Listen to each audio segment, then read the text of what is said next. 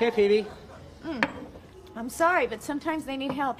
Yeah. Here we go. That's fine. Go ahead and scoff. But, you know, there are a lot of things out there that I don't believe in, but that doesn't mean they're not true. Such as? Like crop circles, or the Bermuda Triangle, or evolution. Whoa, whoa, whoa, whoa. But you don't believe in evolution? Nah, not really. You don't believe in evolution? I don't know. It's just, you know, monkeys, Darwin. You know, it's a nice story. I just think it's a little too easy. Too easy? The process of every living thing on this planet evolving over millions of years from single-celled organisms is too easy? Yeah, I just don't buy it. Excuse me. Evolution is not for you to buy, Phoebe. Evolution is scientific fact, like the air we breathe, like gravity. Oh, okay. Don't get me started on gravity. You don't believe in gravity? Well, it's not so much that, you know, like, I don't believe in it. You know, it's just, I don't know, lately I get the feeling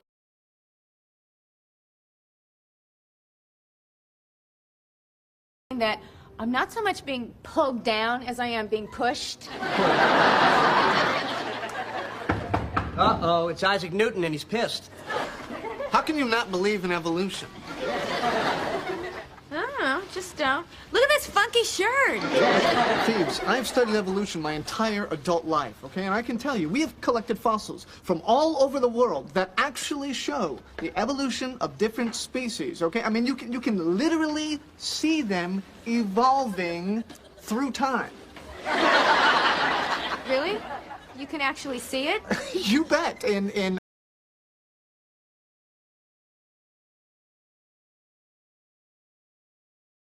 the U.S., China, Africa, all over. See, I didn't know that. Well, there you go. Huh.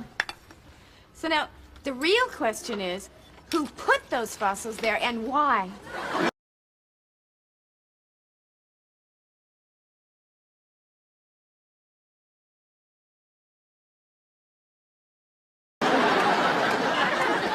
Hey, look at this. Okay, Phoebes. See how I'm making these little toys move? Opposable thumbs. Without evolution, how do you explain opposable thumbs?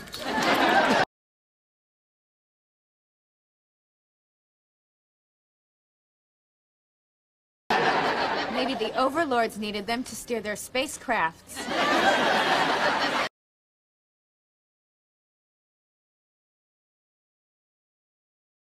Please tell me you're joking. Look, can't we just say that you believe in something and I don't? No, Phoebes, we can't. Okay? Why not? Because What is this obsessive need you have to make everybody agree with you? No, what's that all about? You know what? I think maybe it's time you put Ross under the microscope.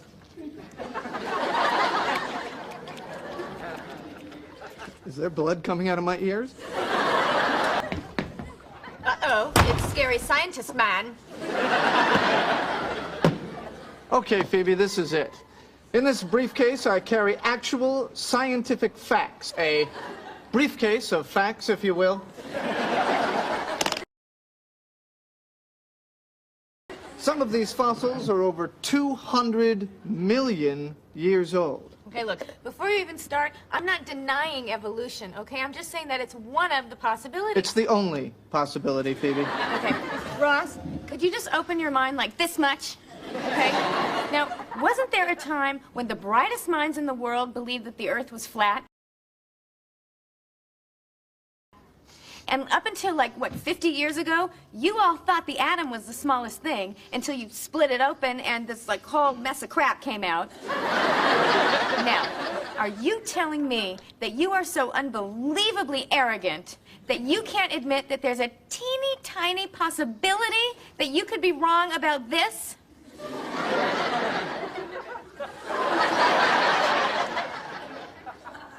There might be. a teeny tiny possibility.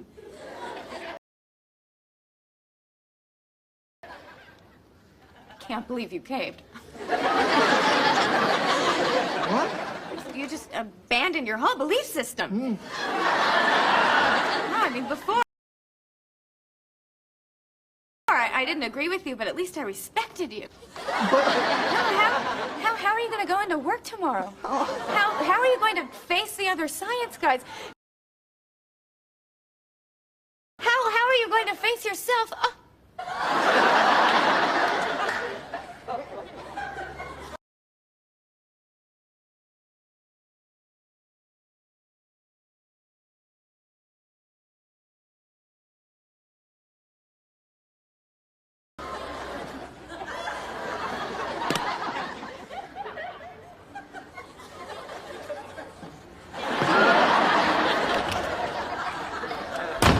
That was fun.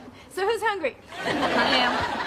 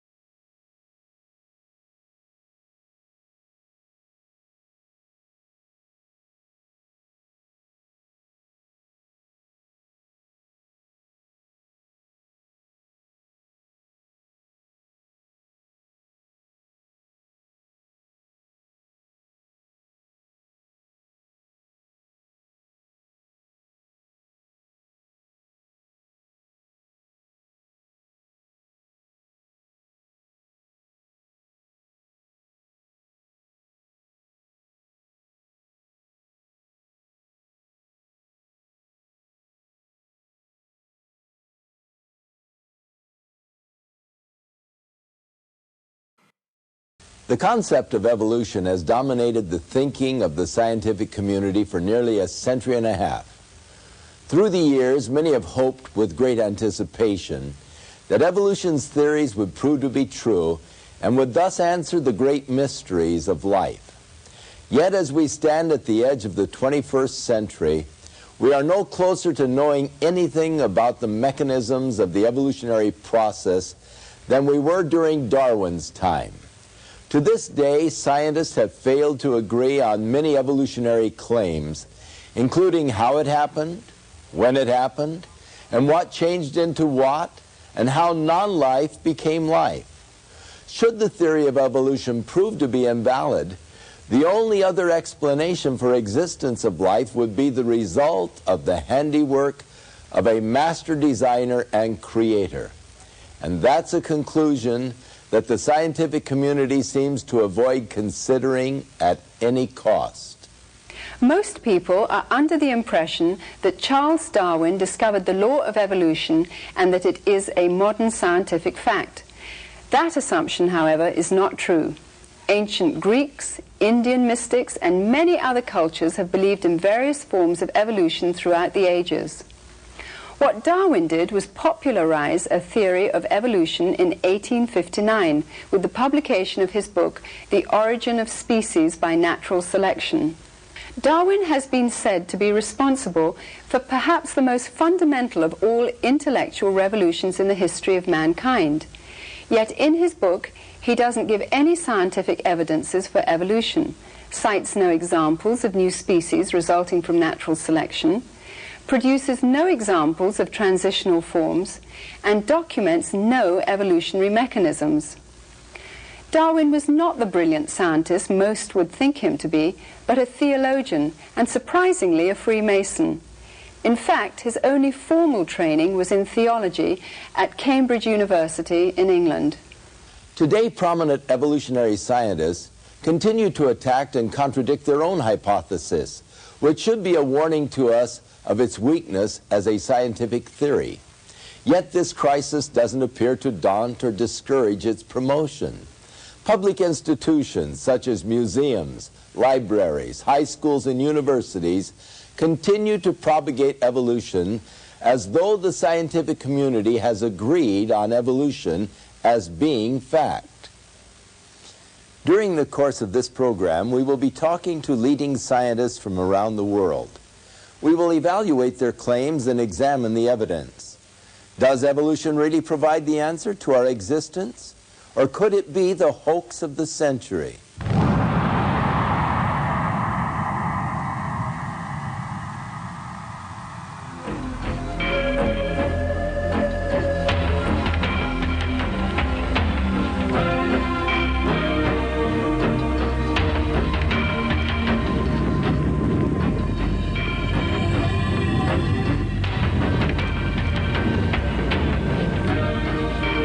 The controversial question of how life began has puzzled mankind for thousands of years.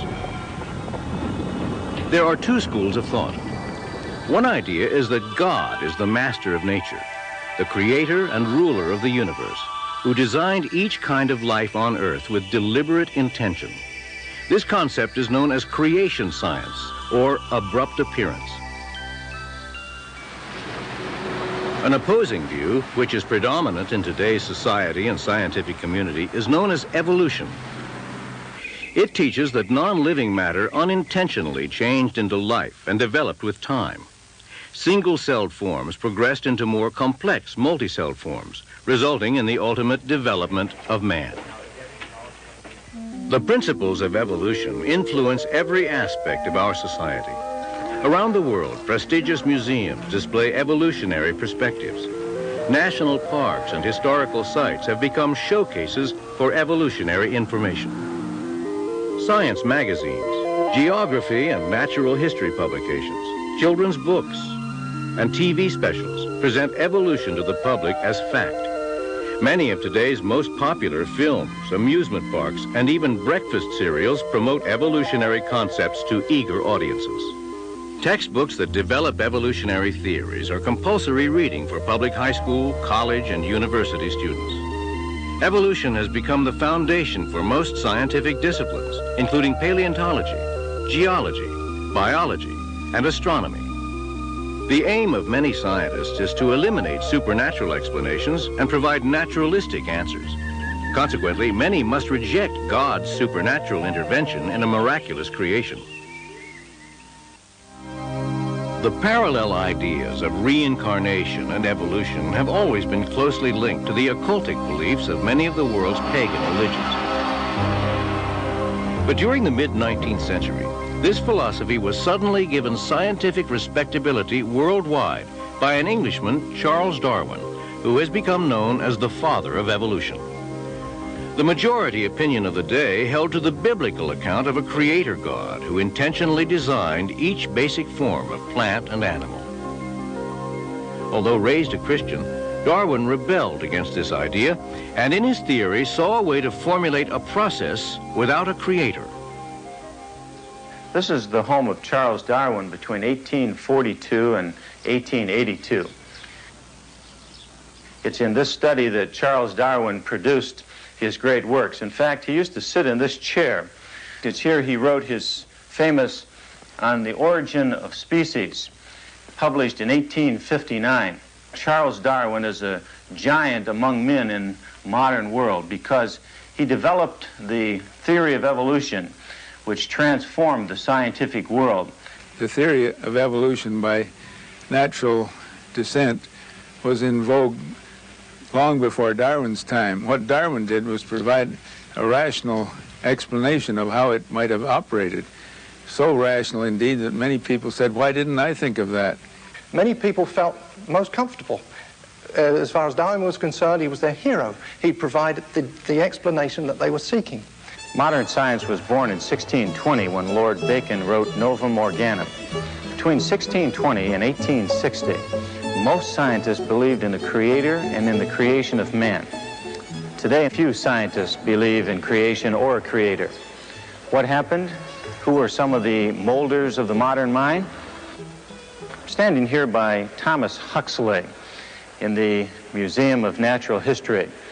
He's been called Darwin's bulldog because he took the theory of Darwin and gave a forceful presentation of it. Huxley believed that you could explain everything in nature apart from the creator by pure natural laws. We have to remember that after all, creationism was what everybody thought not all that many years ago.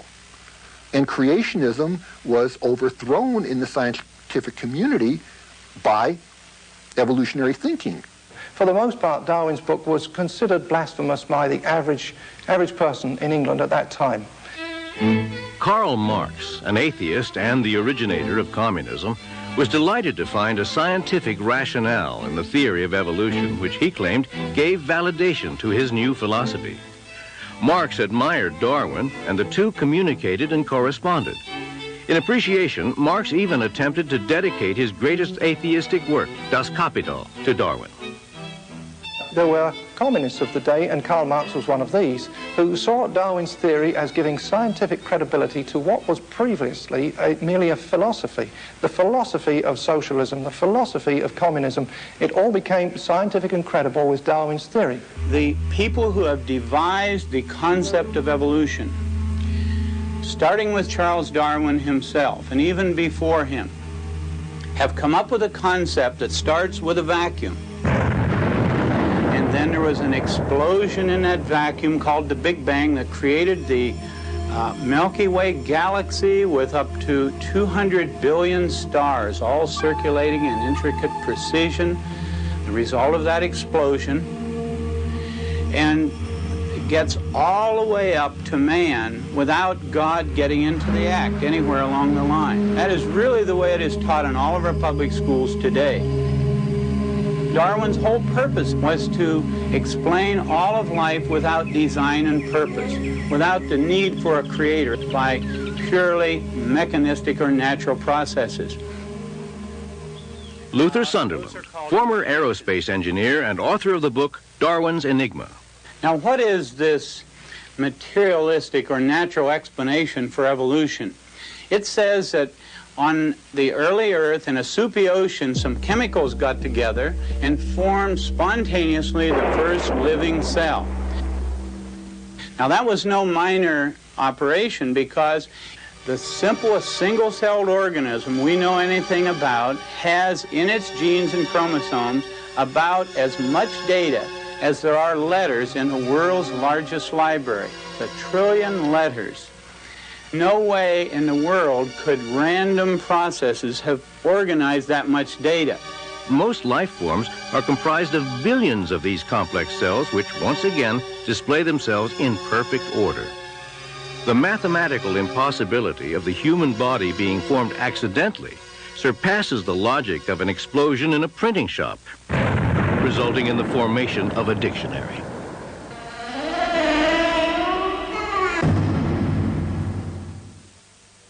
Appearing in the film The Evolution Conspiracy is Dr. John Morris, who is head of geological studies for the Institute for Creation Research in San Diego, California.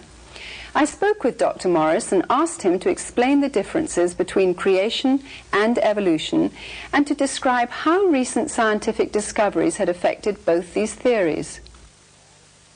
Evolution is the idea that all of the life forms that we see living today and that we see recorded in the fossil record have all come from a common ancestor. The idea is that some 4 or so billion years ago, a single-cell organism came into existence from non-living chemicals. It was spontaneous generation. It just became alive from non-living material. And then through a process of modification over the years, through mutation, natural selection, genetic drift, whatever, it has evolved. It has changed, altered into the various forms of life that we see today. That's the basic concept of evolution, that all of life has come from a common ancestor. The idea about creation, however, is the opposite to that, that each basic category of plant or animal has come directly by a creative act, that it did not descend from an ancestor that was different from itself. Dogs have always been dogs. People have always been people. People did not come from a non-human ancestor. The other idea about creation is that once this category was created, it was created with the genetic makeup, the DNA code that was designed so that their descendants would always produce that category. It would not evolve, as it were, into something else. The creation model, with its concept of categories of animals appearing abruptly, is sometimes called the abrupt appearance model. The idea that things got here abruptly without having descended from a different sort of thing. And then stasis is the idea that it's been stationary since it's got here. It doesn't go anywhere. It doesn't change in anything else. Both these views seem in such opposition to each other. How can scientists have such differing views of the origins of life? That's a very good question, and I think this is really the bottom line question. It's important to understand that both creationists and evolutionists have the same evidence to study. We have the same rocks, the same fossils, the same living systems. Everything is the same, but yet our interpretations are so dramatically different. A lot of times non-scientists say, how can scientists who are supposed to be open-minded and non-biased, how can they come to such dramatically different interpretations of the evidence? We've got to dispel that common notion that scientists are unbiased. Scientists are some of the most biased people you'll ever meet. In fact, it's impossible not to be biased. It's not a matter of whether or not you're biased. It's what bias are you biased with. My contention is that the creation bias is a better bias with which to study the evidence. The fossils, which have long been thought to be the proof of evolution, are now recognized by almost everybody, evolutionists included, to be at best an embarrassment to evolution, because what the fossil record shows, and all the leading evolutionists will tell you this very same thing, that the fossil record shows that things appeared abruptly. That's the way they say it, that they got here abruptly. Now they're talking maybe a rapid evolution, but they say the fossil record is characterized by abrupt appearance and stasis. But that's the definition of creation. Evolutionists have to say, well, a small isolated group evolved so rapidly that it left no transitional fossils between these basic categories of animals. And we say, how do you know it happened at all? Over 1,000 species a year are becoming extinct. That comes down to 3 a day. Is there any compensation for this within the evolutionary theory? Actually, one of the basic predictions of the evolution model is that new species will be coming into existence, all along the time. But what we see when we really look at the world, what the facts of science show is that species just don't come into existence. On a daily basis, species are going extinct. What we see is extinction. That's what science tells us. Now, the evolutionary historical reconstruction is that new species are forming. But the evolutionary reconstruction does not fit well with observed science. In wanting to steer clear of the concept of a creator, evolutionary scientists have ironically and unwittingly adopted an idea which forms the basis of many pagan religions. In an attempt to avoid traditional biblical religion, they actually promote another. The results have been devastating. Many areas of science, such as biology and geology, have been compromised. In searching for evidence to prove evolution, scientists have pursued a series of wild goose chases only to come up empty-handed.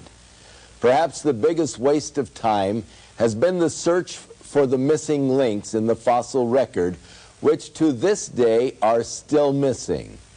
Let's take a look at the progress made by evolutionary scientists thus far.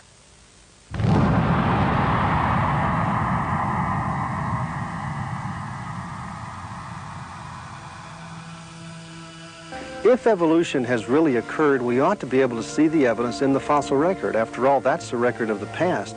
But if we look at that fossil record carefully, we see that there are no recorded instances of one type of an animal ever changing into another. There's no transitional forms.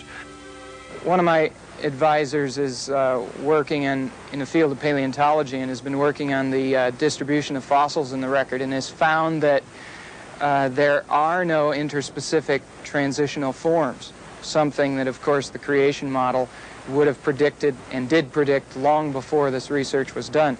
We ought to see cats, and we ought to see dogs, and we ought to see cogs and dats. We ought to see them in between. We ought not to be able to divide them like we are now. But that doesn't usually stop my evolutionary colleagues. They will make the statements over and over again that the fossil record is replete with these transitional forms. There are myriad transitional forms. There's really no problem finding transitional forms. It's completely false to say that there's a lacking of transitional forms. We have plenty of them, more than sometimes we can cope with. In fact, there are so many transitional forms between species that we must often fall back on statistical analysis to separate one from the other. So the claim that there are no intermediates is simply a false claim. During their interviews, several of these prominent scientists contradicted themselves, admitting that no transitional forms had been found, and proceeded to offer excuses for the lack of evidence.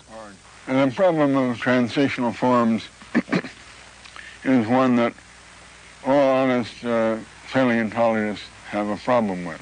The geologic record is incomplete. It's incomplete because of erosion that has eroded things away. One of the things that also makes it a little more difficult in the fossil record is the rapidity with which evolution acts in very short bursts. It doesn't leave many transitional forms behind. Let's go to the British Museum of Natural History, to the man who wrote the book there on evolution, Dr. Colin Patterson. I wrote to Dr. Patterson and asked him why he didn't put a single picture of an intermediate form or a connecting link in his book on evolution.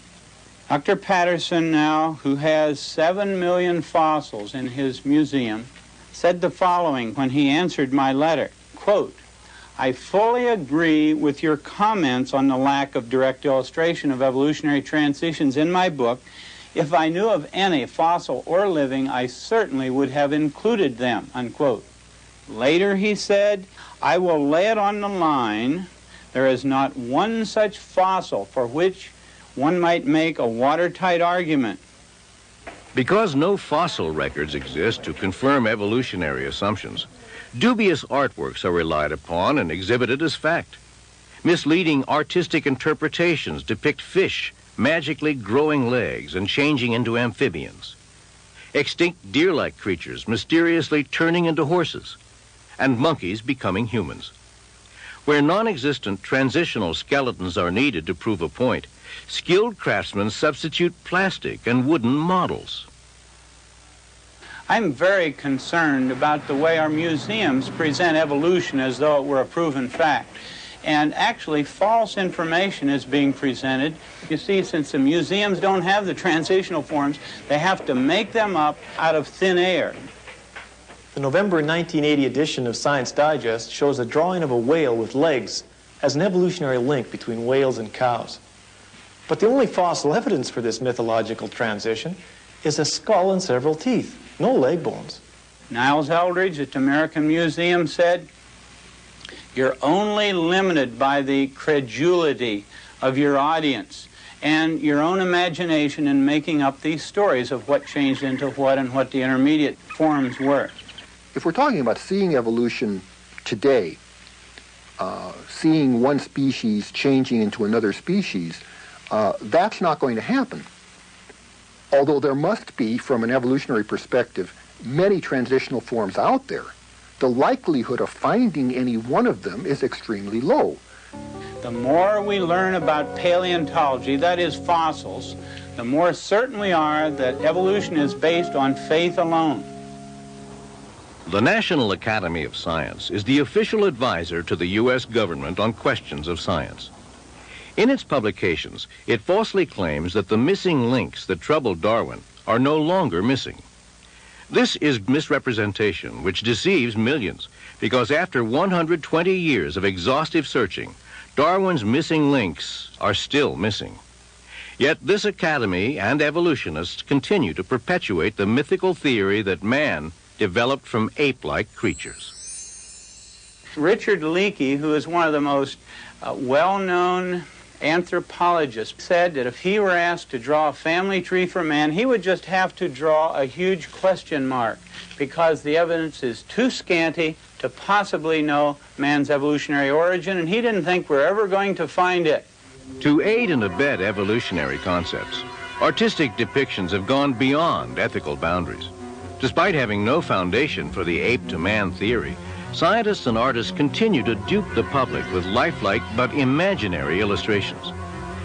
These artists vainly entertain natural progressions of apes to humans and presume their hair color, skin tones, and even facial expressions from no more than a tooth, a piece of bone, or even no evidence at all. National Geographic magazine, which doesn't attempt to hide its evolutionary bias, admits that these fossilized footprints are identical to human footprints. Yet artists take the liberty to accommodate evolutionary theory and illustrate ape-like features to fit ape-like creatures. All because biased dating processes insist that these footprints were found in rock layers said to exist before humans. Now, today we have evolutionists who would like us to believe there is solid evidence for evolution. Before the public, they generally create the impression that the evidence is just like solid gold, that man has evolved from some ape-like creature. Dr. Donald Johanson, director of the Institute of Human Origins, discovered Lucy, an alleged ape-to-man missing link. The human family and the ape family diverged and went on their own individual and separate evolutionary trajectories. We don't know precisely what the common ancestor was for that, but we know that it resembles something like what is called Ramapithecus. Ramapithecus.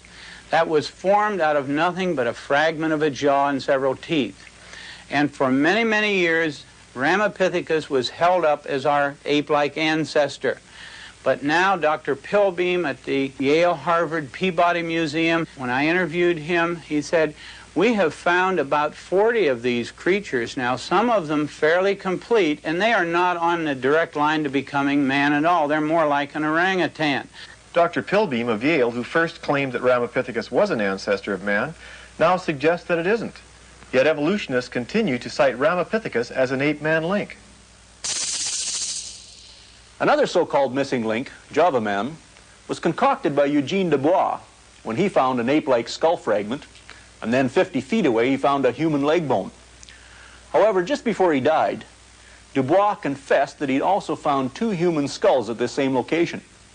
And he admitted that the skull fragment belonged to a gibbon and not to an ape man. Homo erectus is probably best known as Java Man.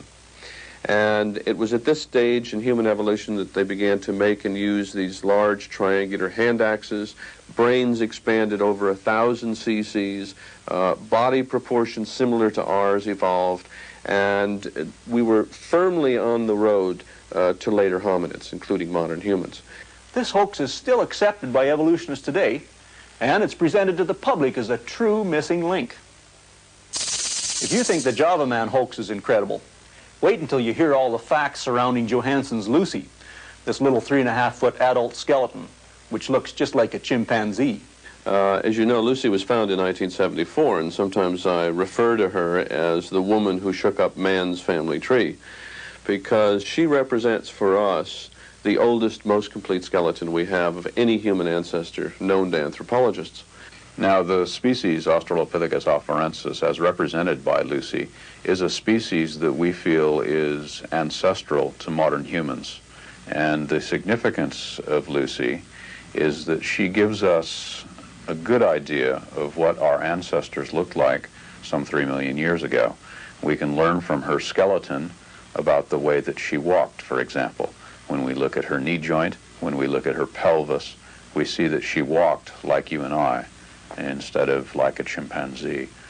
Johansson said, even though this is a very ape-like creature, it walked upright. Well, the pygmy chimp today wanders around in the rainforest walking upright almost all the time, so that doesn't prove anything. Actually, the only features of Lucy which even hint at erect posture are the knee and hip joints. Dr. Charles Oxnard, with a sophisticated computer analysis, has concluded that Johansson's claims for the hip are unfounded, and it must be pointed out that the knee was not even found with Lucy. This knee joint was found over a mile away, 200 feet deeper than the other bones. She comes closer to representing, I think, what the average person thinks of as the missing link than any other fossil we had ever found in Africa.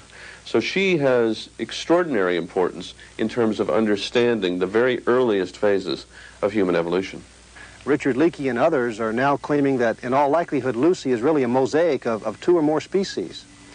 This isn't funny. What is funny is that they claim that creation isn't scientific.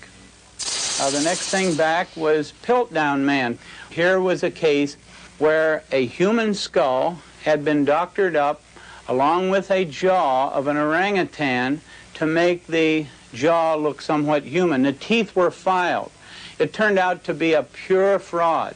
Piltdown Man was a purposeful fraud, and it fooled the world's greatest evolutionists simply because they so much wanted to believe that there was some evidence for evolution.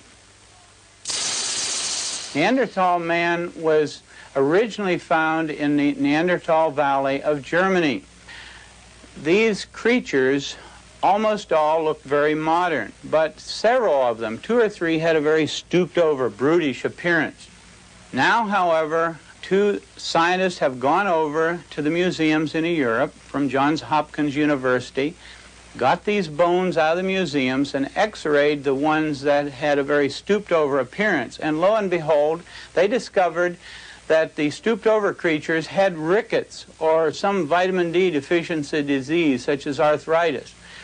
They have reclassified the Neanderthals from a separate species, now put them back into Homo sapiens, the same as modern man.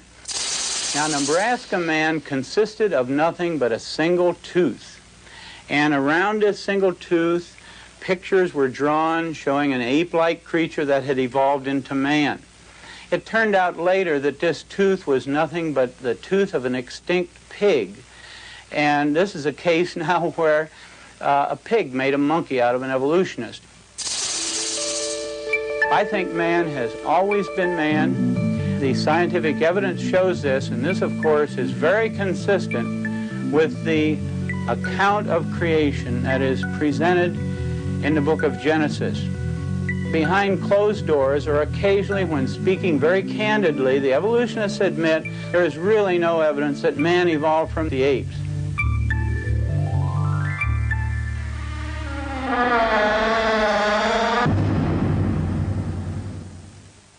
Artworks in museums and textbooks show the nature of evolution. What is the truth behind these artworks?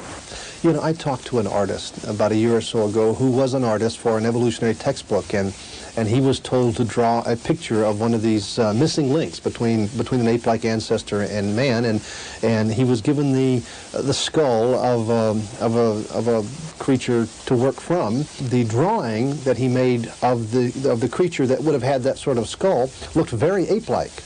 And when he showed it to the authors, they said, "Oh no, that'll never do. You must make it look more human."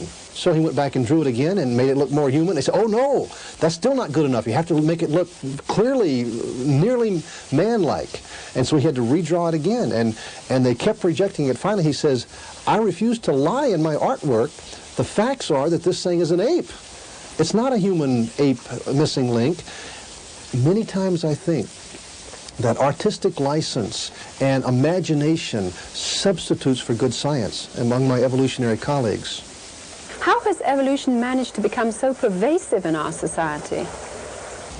I'm convinced the reason most people believe in evolution is because most people believe in evolution. The facts of science never did particularly point to evolution. Particularly now the fossil records, a record of life in the past, just doesn't give any clue that any basic category of animal has ever changed into another basic category. But we're all taught it. We're taught it from day one in schools, and we're also taught that if you don't believe in evolution, you're an ignorant person, a fundamentalist or something. But in reality, the evidence just doesn't fit and never has fit evolution very well. And many evolutionists now are abandoning evolution. They're looking for some other explanation of the origin of things. In schools, students are taught that evolution is a fact. Is it proper for scientists to claim that evolution is a fact? I remember at the Scopes trial in 1925, all the arguments that were used in favor of evolution have now been disproved. They're no longer even thought to be proof of evolution, such as Nebraska man. This was a human ancestor, so it was thought. It was based on one tooth that was found, and from that tooth was built up not only the whole person, but the family, the wife, the kids, the whole community, just off of one tooth. And it was found out later that that tooth was really not even a human tooth. It was from a pig. Our Piltdown man was another one.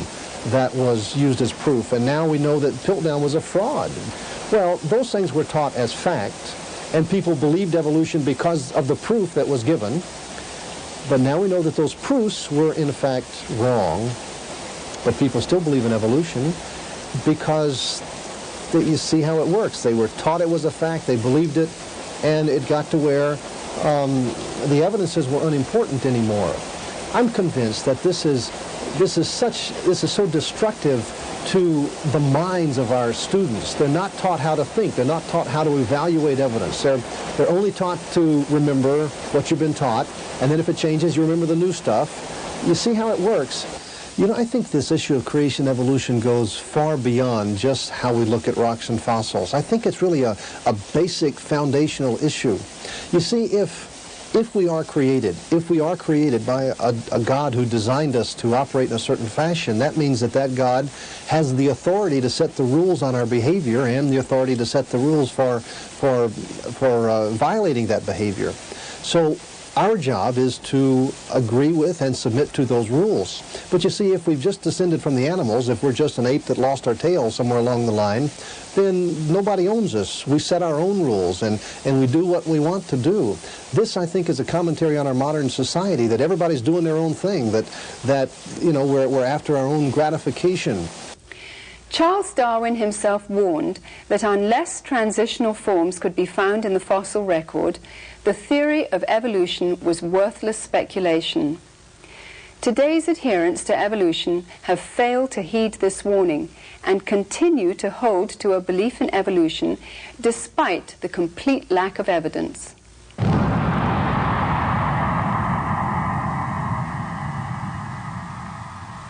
The evolutionists realize that they can no longer rely on the fossil record to give them any support. So what they've done is they've come up with a very crafty alternative to the Darwinian concept of evolution. They call it the punctuated equilibria concept. One of the really exciting developments in evolutionary theory in the last 10 to 15 years has been the theory that instead of evolving very gradually over a long period of time, that evolution came in short bursts that were interspersed with much longer periods where virtually nothing happened. You see, this solves all kinds of problems intellectually for the evolutionist. He doesn't have to look at the fossil record. There is no evidence in the fossil record that one type of animal ever changed into another type of animal. Punctuated equilibria comes along and says that isolated populations of animals evolved rapidly and left no fossil trace. But this is an argument from lack of data. There are no transitional forms, and that's used then as proof of the brand of evolution called punctuated equilibria. This is bad science. With this new information, we're trying to refine our view of evolution. And what's emerging is a much more powerful synthesis of the evolutionary theories. I'm convinced that the idea of punctuated equilibria is really a desperate attempt to salvage evolutionary theory. Punctuated equilibrium, while attempting to explain the lack of intermediate forms between neighboring species, neglects to address the real issue that asks why there are no transitions between major categories of life forms. One extraordinary answer was offered by Goldschmidt's hopeful monster theory. Who would believe, for instance, that a reptile laid an egg and a bird came crawling out of the egg, as Goldschmidt had said about this theory when he first came up with it? We are literally going back to the very foundations of evolutionary principles and reevaluating once again the mechanisms whereby evolution takes place. Unfortunately, I think a number of those outside the scientific fields that deal with evolution interpret this as a casting doubt on the very, what I would call the fact of evolution. What it does say to us is that the evolutionists are running scared.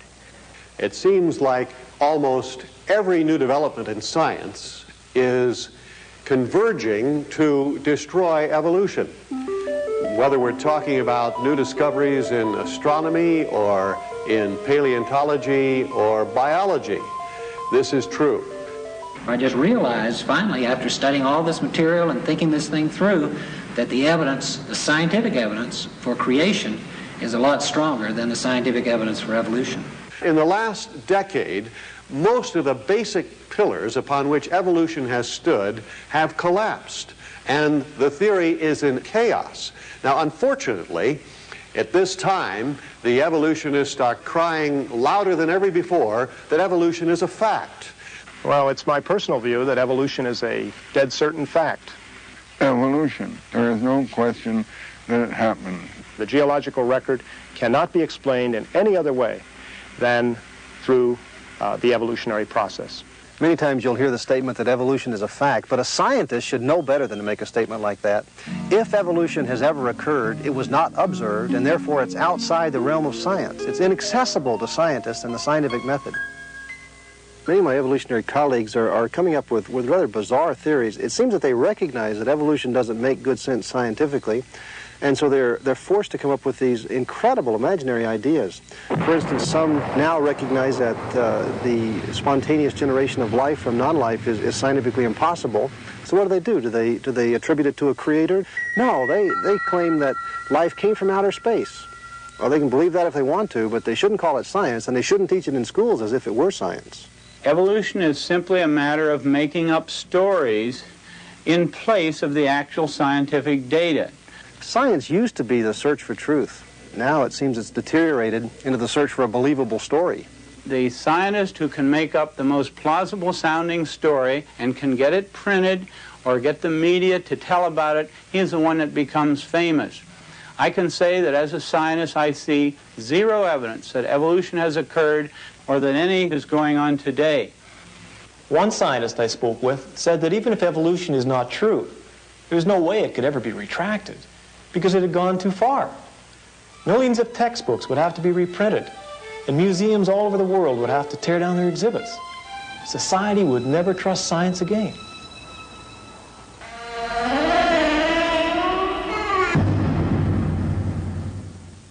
Paul the Apostle speaks of men who do not want to retain God in their minds.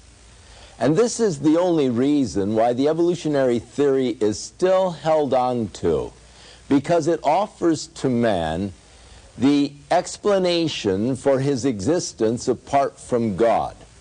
But as Paul the Apostle also said, professing themselves to be wise, they have become fools, because they have changed the glory of an incorruptible God, and they have fashioned it like unto corruptible beast. And they have worshipped and served the creature more than the Creator, who is blessed forevermore. And that's the problem. The worship of the creature rather than the Creator. But that in itself is irrational. To look at the beauty and the design of creation and then to worship the creation itself is not rational. To look at a rose, to admire its beauty, to smell its fragrance and say, oh, that's God. No, that's irrational. That is a creation of God. It shows the signs of God in the design. And so the wise person will go beyond the creature and worship the Creator, who is blessed forevermore. Don't get caught short. Go all the way and worship God, the Creator. Within all of us, there is a God-shaped vacuum. Throughout the ages, man has attempted to fill that void with the things of the world. But it is only through a relationship with our Creator that we can be truly satisfied. His Holy Scriptures reveal the way in which we can be reconciled to God, and that is through the provisions of His Son, Jesus Christ.